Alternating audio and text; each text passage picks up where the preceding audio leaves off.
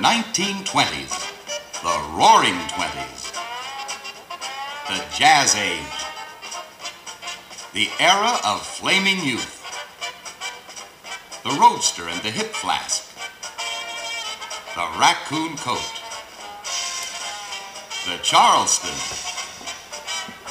short skirts, a time of gentle cynicism, slick sophistication, and rampant greed. But the decade did not start this way. As the 20s began, most Americans yearned for a return to rural and small-town simplicities, to those happy, prosperous days before the United States got caught up in the war to end wars.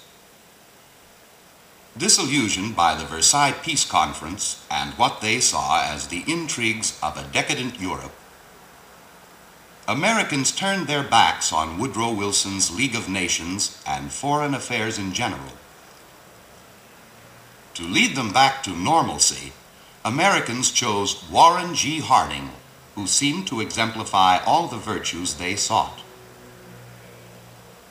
Americans loved their affable, backslapping president, totally unaware that Harding was not facing up to his responsibilities, or that his cronies were robbing the public till. Then, in 1924, a year after Harding's death, Congress shattered popular illusions by bringing to light a number of scandals involving many of Harding's friends and appointees, including 3 cabinet officers. As silent, drab, and frugal Calvin Coolidge, Harding's successor, tidied up the mess, the public turned to enjoying the prosperity that Coolidge brought with him, and it was considerable. With prosperity came shorter working hours for millions of people who sought amusement in record-breaking numbers at baseball games, at boxing matches, at horse races, and in the new, often incredibly large and ornate movie palaces, where the appetite for the products of the silent screen seemed insatiable. Everyone knew the screen idols: Rudolph Valentino,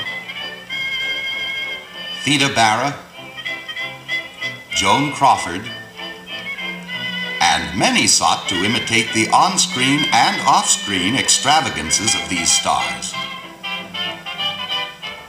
Newer than motion pictures was the miracle of radio, which was soon providing home entertainment previously undreamed of, making even small-town listeners momentarily a part of the glamorous world of that distant city where Rudy Valley was singing, or Paul Whiteman and his orchestra were playing.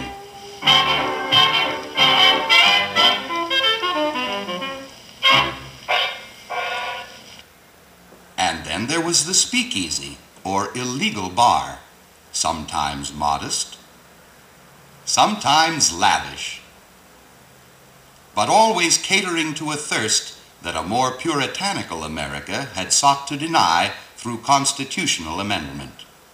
Indeed, the demand for alcoholic beverages never seemed greater than during these years of prohibition, and to satisfy it, such men as Al Capone and Dutch Schultz developed an entirely new business, generally known as bootlegging. They administered their new enterprises by means of well-placed bribes and small private armies which sometimes terrorized ordinary citizens. But many citizens were merely amused as they followed the exploits of the gangsters on the front pages of the numerous and flourishing newspapers. Tabloids with their lurid exposés of news were another popular means of satisfying the demand for the sensational. Even religion was turned into entertainment by evangelist Amy Semple McPherson. People, she discovered, wanted a happier, less austere, less demanding faith. And what she gave them was a marvelous show. The white supremacist Ku Klux Klan, stronger than ever, also amused some white Americans as it paraded in scores of cities and towns, both north and south. For black Americans, though, the Klan was anything but amusing. It was ironic that a time of such extravagances should be presided over by Silent Cal Coolidge. But as political commentator Walter Lippmann pointed out at the time, Coolidge made Americans feel stern, ascetic, and devoted to plain living because they vote for a man who is. Thus we have attained a Puritanism deluxe, in which it is possible to praise the classic virtues while continuing to enjoy all the modern conveniences.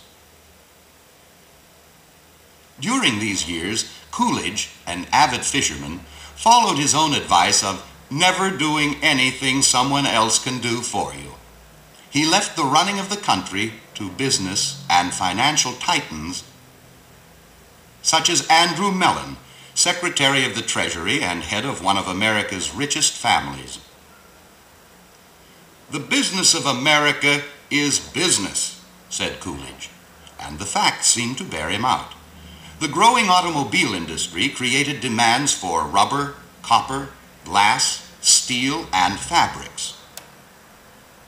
It also led to the building of roads, the development of a trucking industry which shifted much of the nation's long-distance hauling from railroads to highways, the expansion of the oil refining industry, and the construction of thousands of gasoline stations. Other industries also expanded, including machine tools and electric power. Accompanying the industrial expansion and making much of it possible was a technological revolution symbolized by the assembly line and resulting in a vast increase in worker productivity.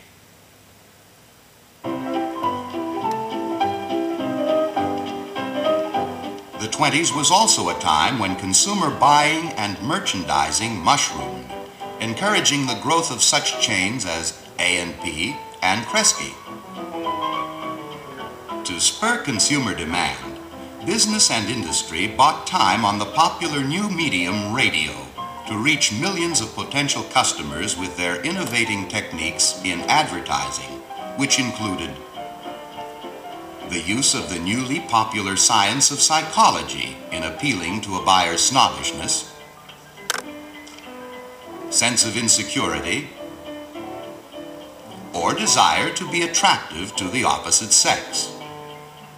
A vast increase in the use of installment credit enabled much of the middle class to acquire the cars, radios, refrigerators, and other new or improved products available in the marketplace. In such a society, it was only natural that many of the heroes should be found among the men who made all these tantalizing delights possible.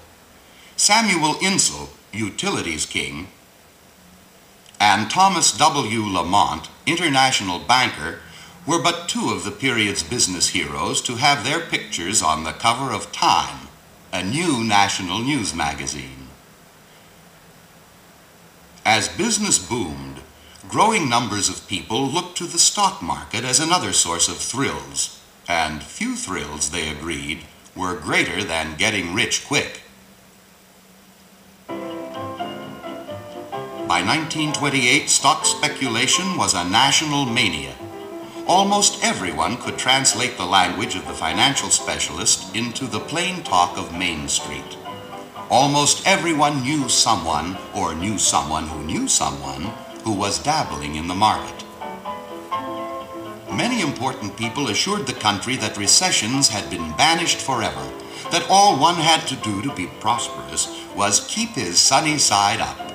Certainly, the average middle-class American saw ahead of him a limitless vista of prosperity.